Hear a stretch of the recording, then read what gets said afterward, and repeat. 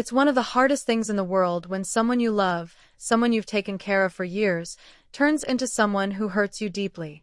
And when it's your own child, the one you brought into this world, the one you raised with everything you had, the pain becomes even sharper, unbearable. Lydia never thought that her own daughter Ruth would be capable of something so cruel. Ruth was the little girl Lydia had once cradled in her arms, loved unconditionally, and taught everything she knew. But now, Ruth was a woman, and in Lydia's old age, she had become a shadow of the daughter she once adored. Lydia's life had become a quiet routine. She had no one left except Ruth and her husband, Frank. But as the years passed, she could feel something changing in their home. The warmth she once felt from her family had been replaced by cold silence, strained smiles, and whispered arguments. Lydia didn't understand what was happening, but she could feel it. Something was wrong. It started with small things. Ruth would no longer sit and talk with her, not like she used to. She'd spend hours on her phone, barely acknowledging Lydia when she tried to make conversation. Frank would grunt at dinner, his eyes always focused on the television or some other distraction. But it didn't worry Lydia at first. She convinced herself it was just a phase, that they were both busy. That life had simply changed, and it was just a matter of time before things would go back to normal. But then one day, Lydia heard the conversation she would never forget. "Mom," Ruth said one evening, as Lydia served dinner, "I think it's time we talked about this. I don't think there's room for you here anymore. Frank and I have been talking, and it's becoming a burden to have you around. We can't keep managing everything with you here." Lydia's heart froze. She blinked, unsure of what she had heard, her hands shaking as she set the table. Her voice barely came out as she asked, "What do you mean, Ruth? Are you saying you don't want me here?" Frank cleared his throat loudly, interrupting any chance of a peaceful conversation. "It's not like that," he said, but his tone was cold. "We just can't keep living like this. It's been hard, Lydia. Things are complicated." Lydia sat down, feeling her world crumble around her. She had always known things were changing, but she never thought it would come to this. She had cared for Ruth her whole life, sacrificed everything, and now this? Her own daughter was telling her she was no longer welcome? Lydia could feel the sting of betrayal deep in her chest, but she didn't say anything. Instead, she smiled weakly, pushing the hurt aside. Maybe this was just a misunderstanding.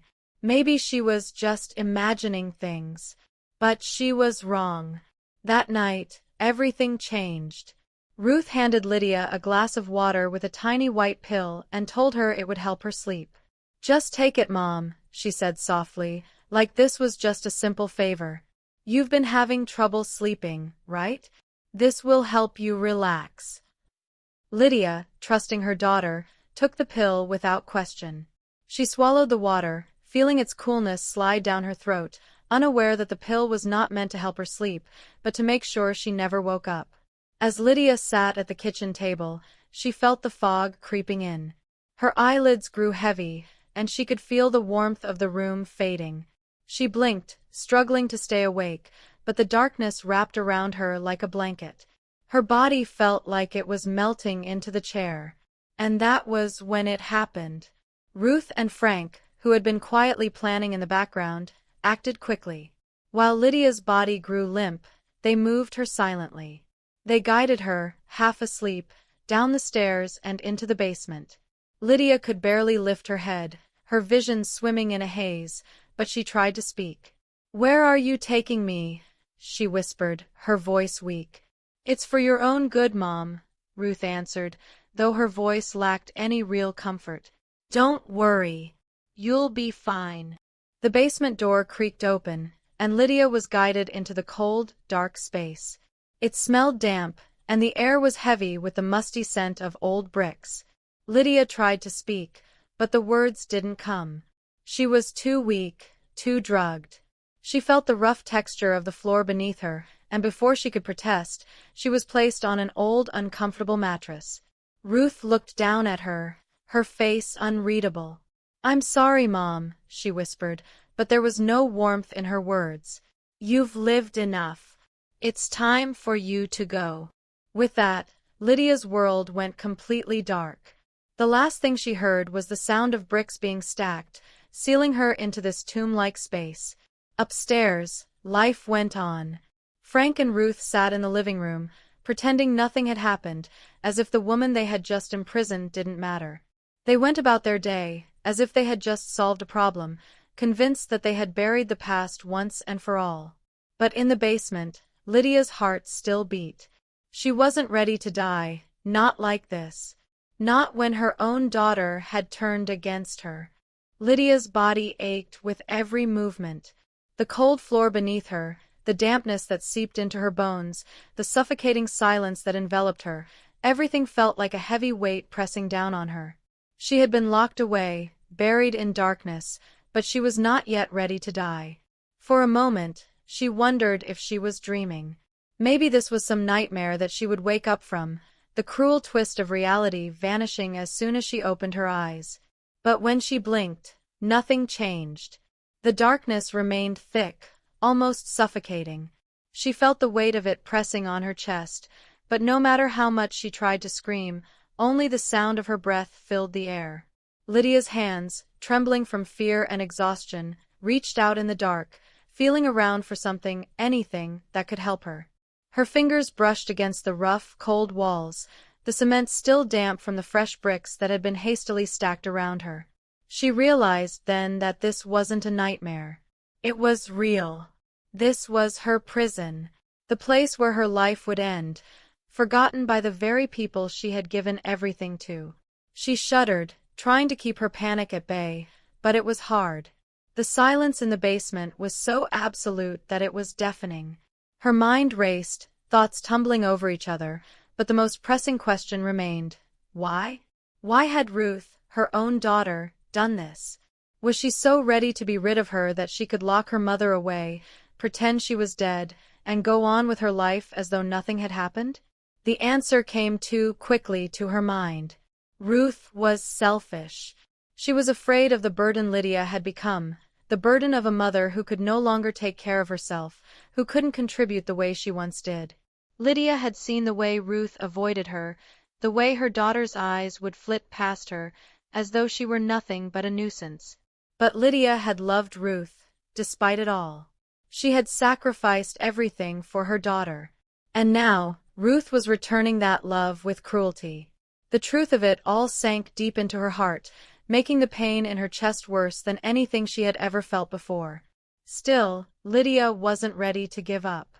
Not now. Not ever. A faint noise brought Lydia's attention back to the present. She strained her ears to listen. At first, it was nothing more than a low hum, like the sound of wind blowing through cracks. But then she heard it more clearly. It was a soft knocking sound. Barely audible, but there. She couldn't be sure, but for a moment, she thought she had heard someone's voice. Her heart raced. Was it Ruth? Was it Frank? No, it couldn't be. She knocked back, weakly at first. A faint, desperate tap of her knuckles on the wall. Nothing. She waited, listening for any response, but only the silence answered her back. A shiver ran through her body. Her breath quickened, and she felt her heart pounding in her chest. She couldn't stay here. She couldn't die in this cold, forgotten place, cut off from the world. But she had no strength left. The weight of betrayal, the exhaustion from the pills Ruth had given her, and the darkness pressing against her made it hard to think clearly. Still, she pushed the thought of surrender away. She wouldn't, give in. She needed to find a way out. But how? The thought of her daughter's face, her cold, indifferent expression, kept flashing in front of her eyes. She had raised Ruth. She had given her everything.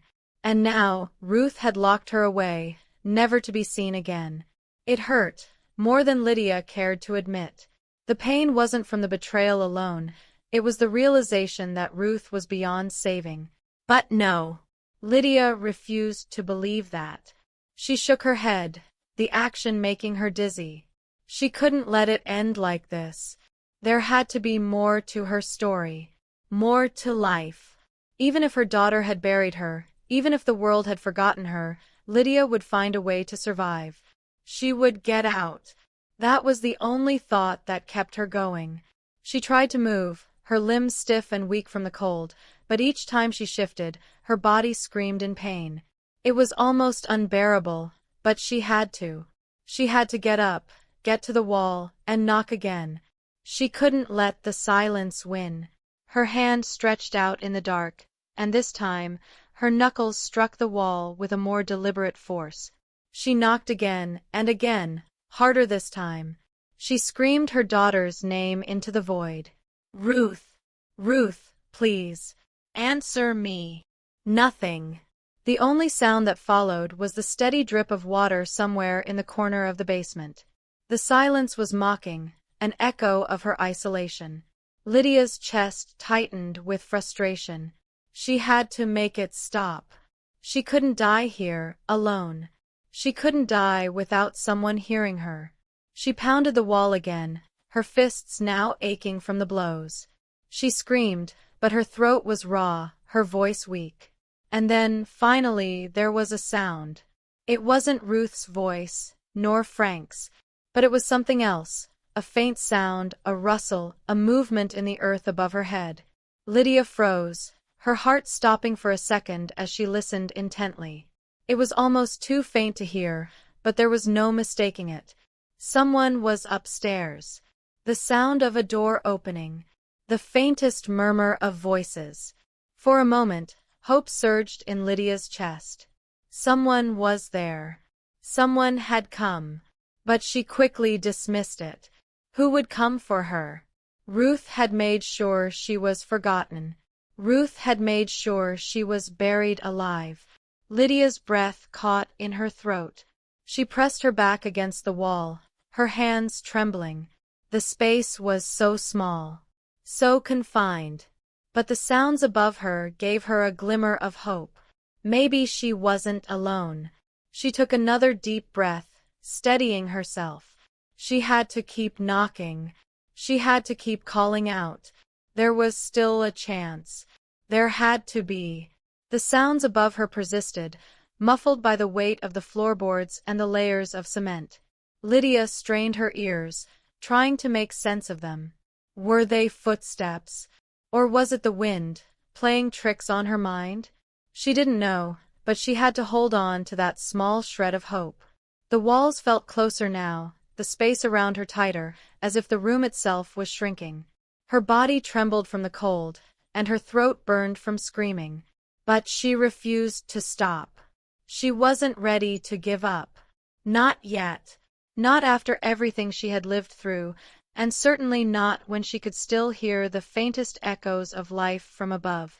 Lydia slid down to the ground, her back pressed against the cold concrete wall. She hugged her knees to her chest, trying to conserve what little warmth she had left. As her head rested against the wall, she allowed herself a moment to breathe, to think. Her mind flashed back to the years she had spent raising Ruth. She remembered the sleepless nights, the days filled with worry over bills and meals, and the moments of pure joy when Ruth would smile at her, her little face lighting up the room. Those were the memories that kept her going, even now. Those moments were real.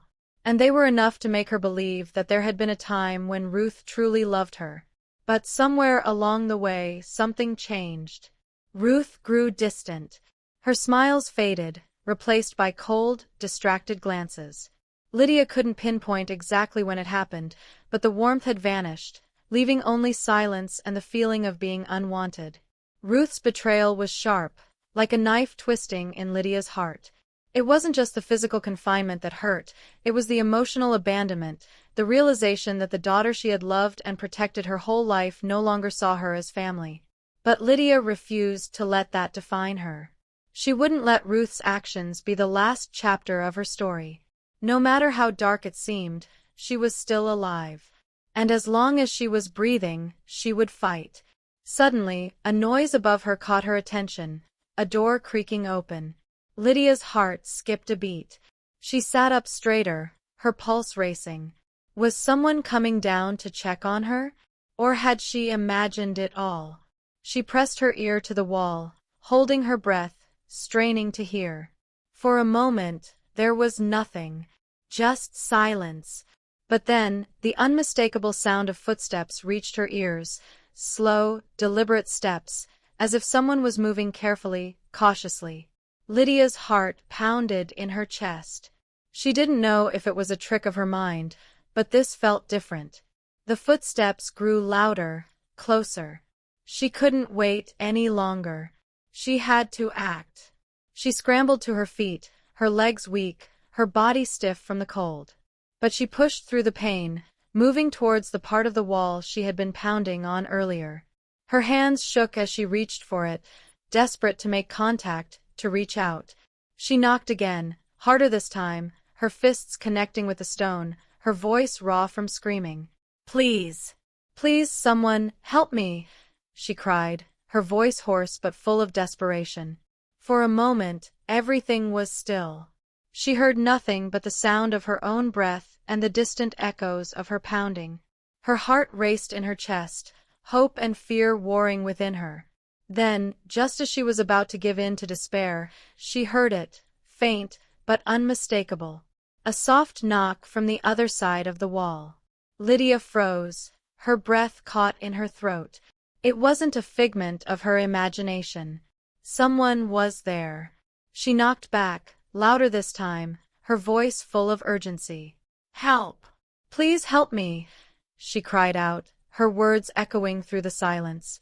The knock came again. This time it was stronger, more distinct. It was real. Tears welled up in Lydia's eyes.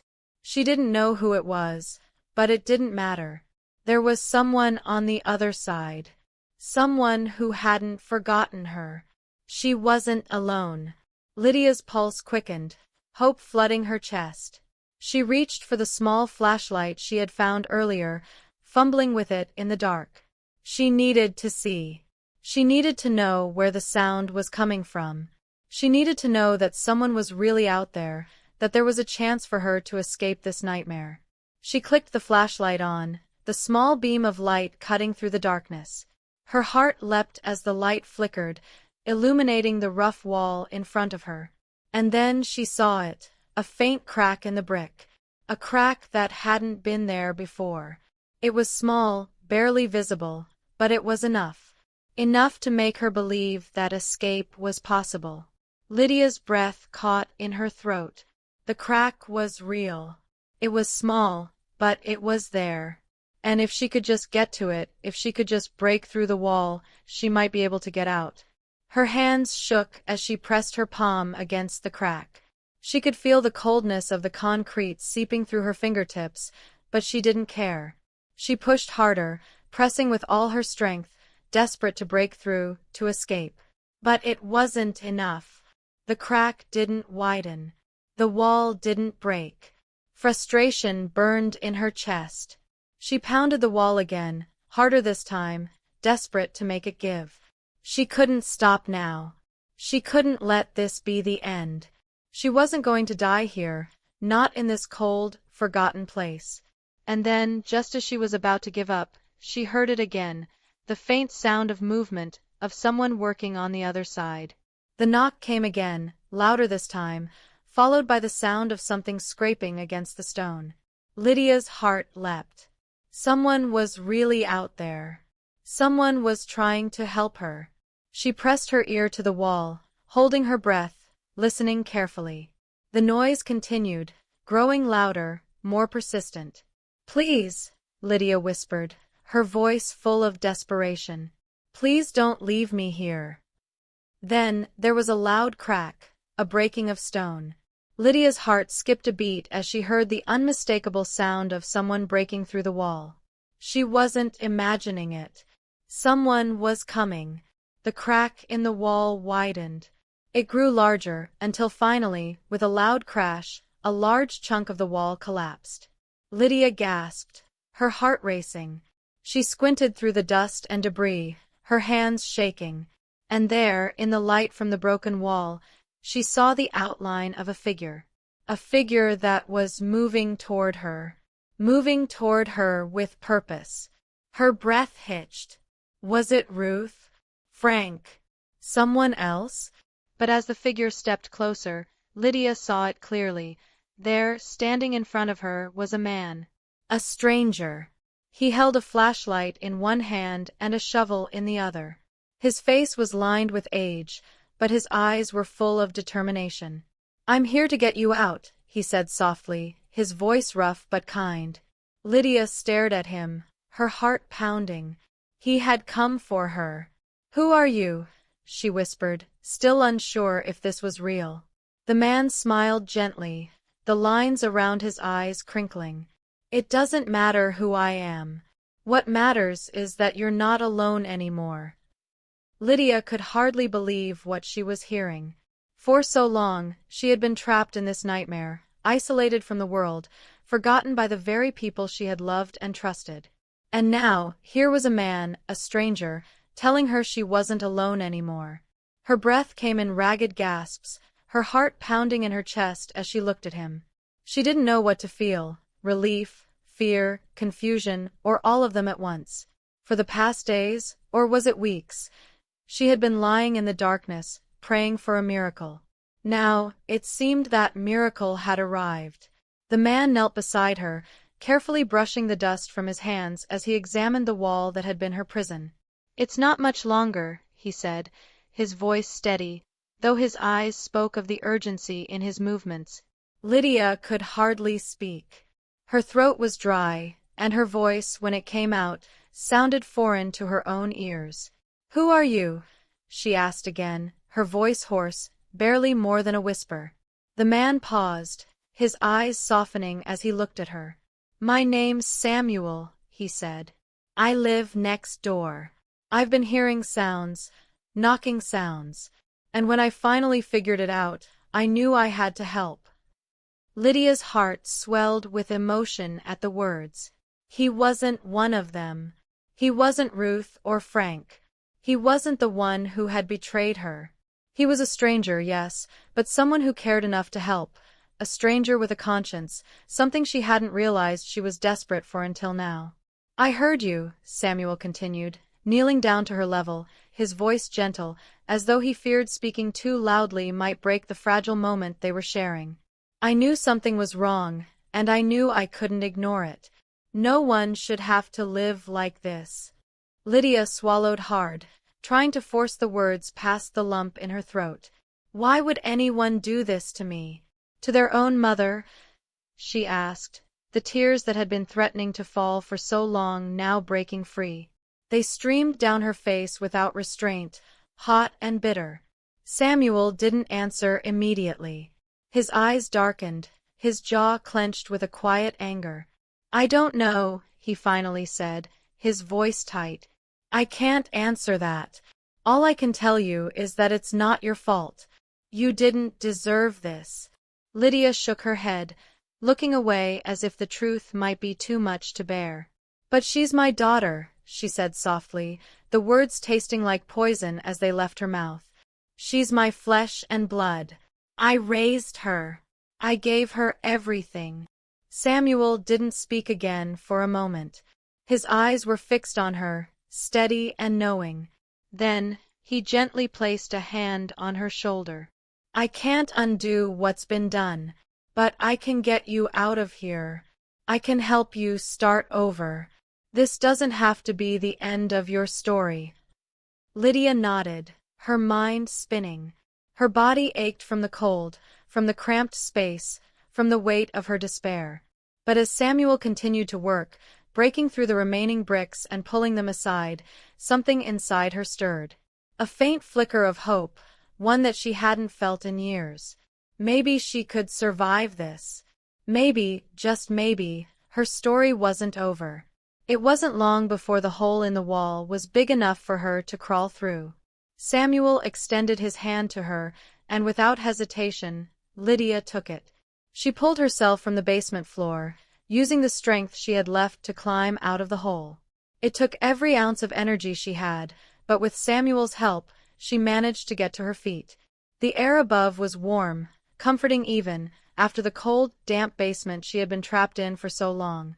For the first time in what felt like an eternity, Lydia breathed deeply, filling her lungs with air that didn't feel like it was closing in on her.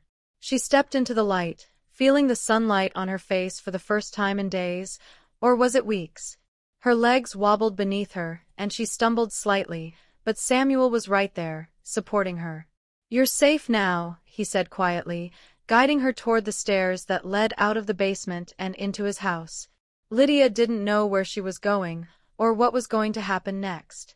All she could think about was the fact that she had made it out, that someone had heard her, that she wasn't forgotten anymore. The journey up the stairs felt long, each step taking her farther away from the prison she had been locked in for so long. But each step also brought her closer to something else. A new beginning, a chance to heal, to live again. When they reached the top, Lydia was greeted by the warmth of Samuel's house. It wasn't grand or fancy, but it was a home. A place where she could rest, a place where she wouldn't have to worry about being hidden away, discarded. Samuel led her to the kitchen, where a small pot of soup simmered on the stove. The smell of it was enough to make Lydia's stomach growl in hunger, though she couldn't remember the last time she had eaten anything substantial. She sat down at the table, looking around the room in awe. It was simple, but it felt like peace. "I'll make sure you're okay," Samuel said, setting a bowl of soup in front of her. "You can stay here as long as you need. Rest, heal. You don't have to go back there. Not ever again."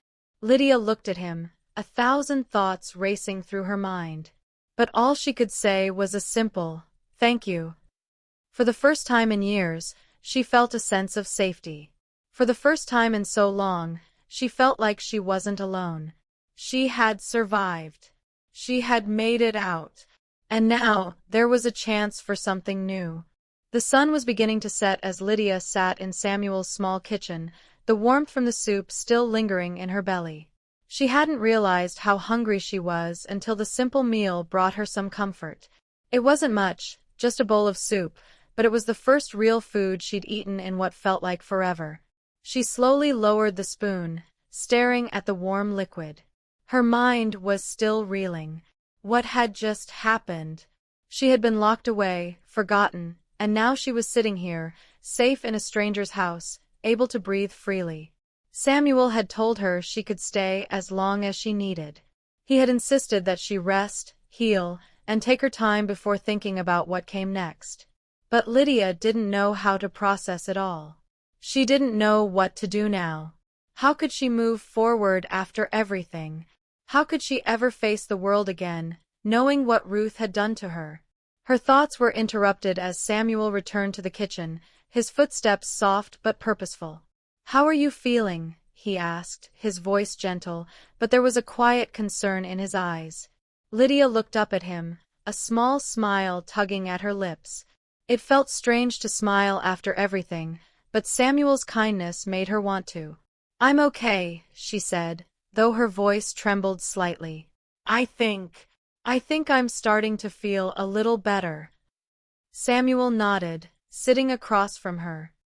He had been silent since they'd left the basement, but now he spoke, his voice carrying a quiet strength. "I can't imagine what you've been through, but you don't have to face it alone anymore." Lydia looked at him, really looked at him for the first time. He wasn't just a stranger anymore. He had saved her life, brought her out of the darkness, and offered her a place to stay. He hadn't asked for anything in return. He had simply acted out of kindness, the kind of kindness she hadn't felt in a long time. For a moment, she couldn't find the words. What could she say? How could she thank him for what he had done, for pulling her out of the depths of despair? "I don't know how to repay you," she finally said, her voice soft, but there was sincerity in it. "You've given me more than I ever thought possible." Samuel gave a small smile, one that seemed to carry all the weight of the years he had lived through. "You don't need to repay me," he said. "It's just the right thing to do. Everyone deserves kindness. Everyone deserves to be heard." Lydia lowered her gaze, lost in her thoughts once more. She was alive. She was here, in a safe place. But Ruth, her daughter? The thought of her made Lydia's chest tighten. The betrayal still stung. She had given so much to Ruth, sacrificed everything. And now, her daughter had locked her away, as though Lydia was nothing but a burden, an inconvenience to her perfect life. It hurt, more than Lydia was willing to admit, but the hurt was a quiet, seething thing now, not the fiery anger it once was. And deep down, Lydia knew the truth. She knew she had to move forward, no matter how painful the past was. It was the only way to survive. "You'll figure it out," Samuel said gently, as if he could sense the storm of thoughts swirling inside her. "You've been through something no one should have to endure, but you're strong, Lydia. You're a survivor." The words stung, but in a different way. For the first time in a long time, someone was acknowledging her strength, not her weakness. Samuel was right. She had survived. She had made it out of that basement, out of the darkness, and now she had a chance to rebuild her life. But what did that even look like? How could she move forward when the person she had loved most in the world had betrayed her so completely? The silence stretched between them, thick with unspoken words. Samuel didn't pressure her. He just sat there, watching her, waiting for her to find her own way. And Lydia appreciated that more than anything. He wasn't trying to fix her. He wasn't trying to tell her what to do. He was just there. She looked at him, finally meeting his eyes. "What now?" she asked, her voice tentative. "What should I do?" Samuel tilted his head, considering the question. "What do you want to do?" he asked, his tone thoughtful. Lydia had to think for a moment. She hadn't even allowed herself the space to dream, to think about what she might want beyond survival.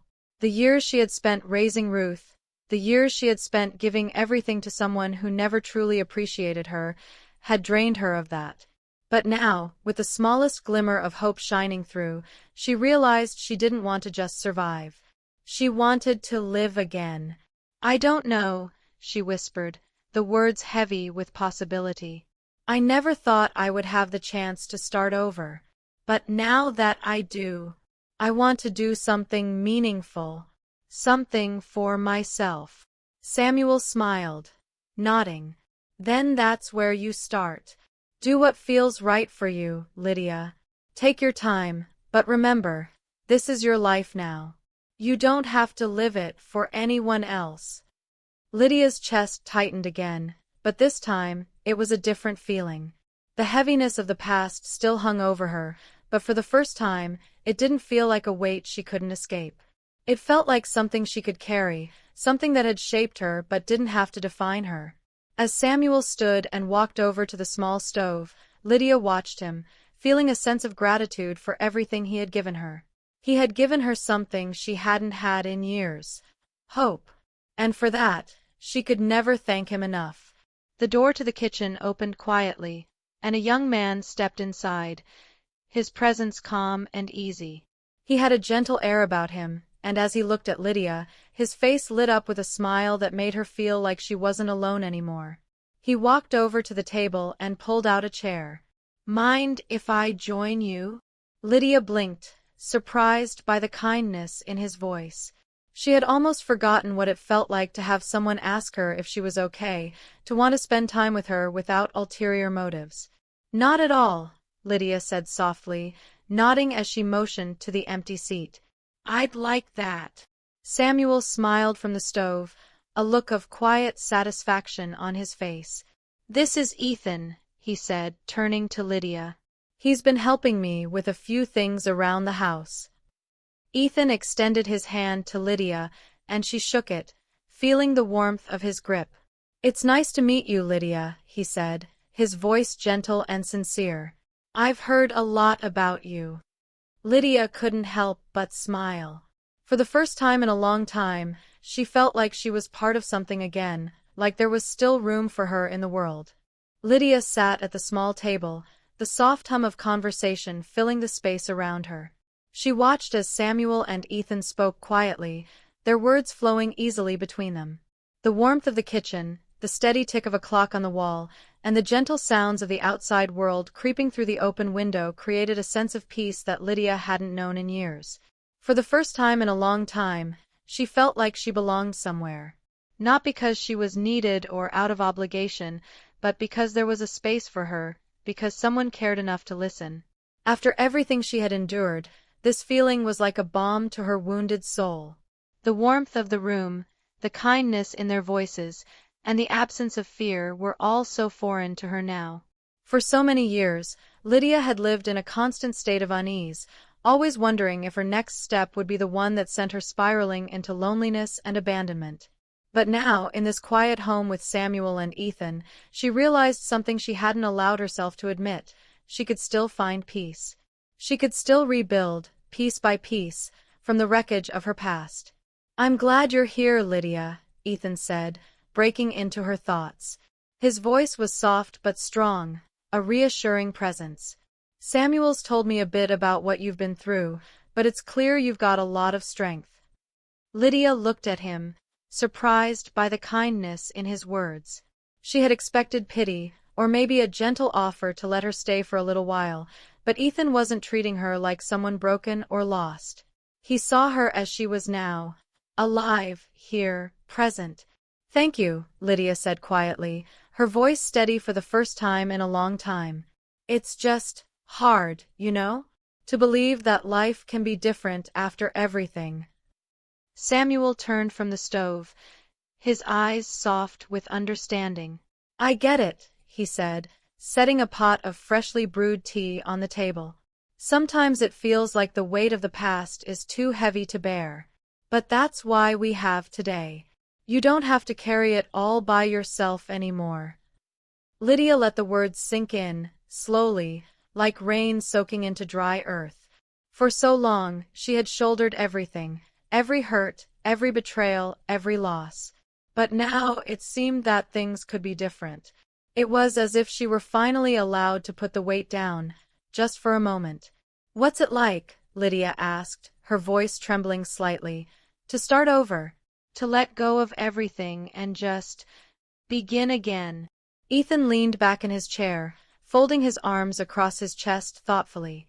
He didn't answer right away, as if the question needed more than just a quick response. When he finally spoke, his voice was quiet, but it carried a depth that made Lydia listen closely. "It's like waking up after a long, dark night," Ethan said, his eyes focused on something beyond the kitchen window, as if the answer lay out there, in the world beyond. "It's not easy. It's messy. You don't always know where you're going or how you're going to get there. But it's worth it.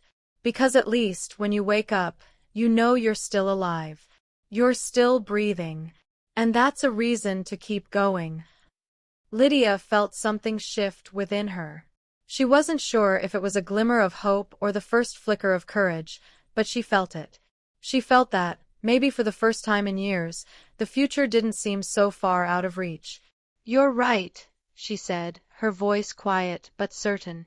"I've been running from the past for so long, thinking I could outrun it.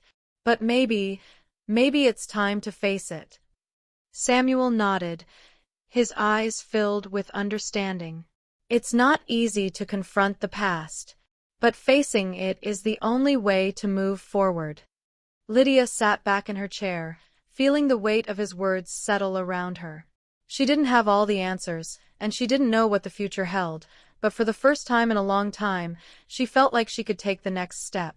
She could breathe again. "What do I do now?" she asked, her voice barely above a whisper. It wasn't a question of survival anymore. It was a question of living, of finding meaning again after everything had been shattered. "You take it one step at a time," Samuel said, pouring tea into a cup and offering it to her. "You don't have to have everything figured out right now. Just take it one day at a time, and let yourself heal. Let yourself be." Lydia accepted the tea, her hands trembling slightly as she wrapped her fingers around the warm mug.